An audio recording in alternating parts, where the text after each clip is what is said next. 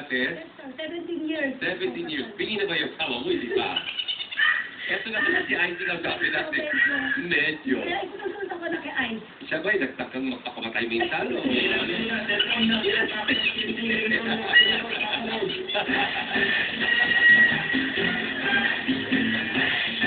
Ang bilis ka ba magsalita? Ano ba yan? Pero naiintindihan naman, sir, di ba? Hindi naman yung mabilis na ano. Sabi mo sinasabi na babakal ka. Hindi sinasabi mo sinasabi ka. Bayan. Bakit kasi?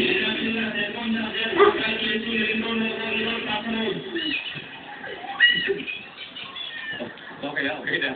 Baka na nasawa mo. May aray pa. Ha? Ber, Ano ba ka-supportive na? ganda na ito. Sirapan. Ay, loko.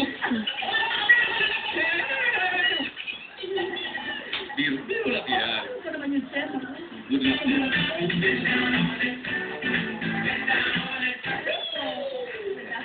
So nice to meet you, Mr. Edu. Hi, Ben. 41 years. 41 years kang niyayapos ang iyong mahal na asawa. Yes, of course. 41. Si Irog. I call him Irog. Iro. Yeah. Ano yung talagang literal meaning, yung talagang the exact meaning ng Iro? Love, di ba? Minamahal. Iniirog. Iniibig.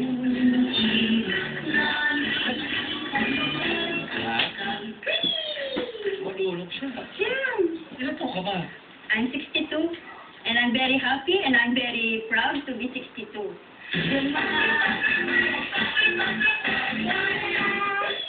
Bel.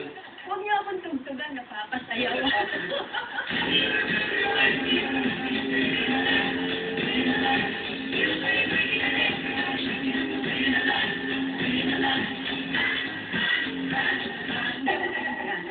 Bagay na bagay tayo.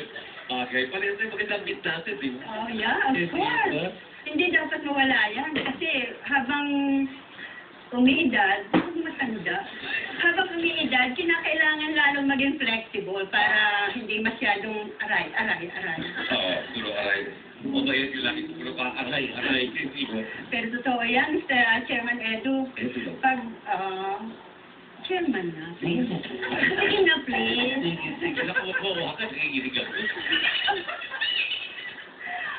Pagising ko sa umaga, sabihin ko aray. Bakit naman sinasabi lang aray sa umaga? Kasi nandun si Iro. Oo!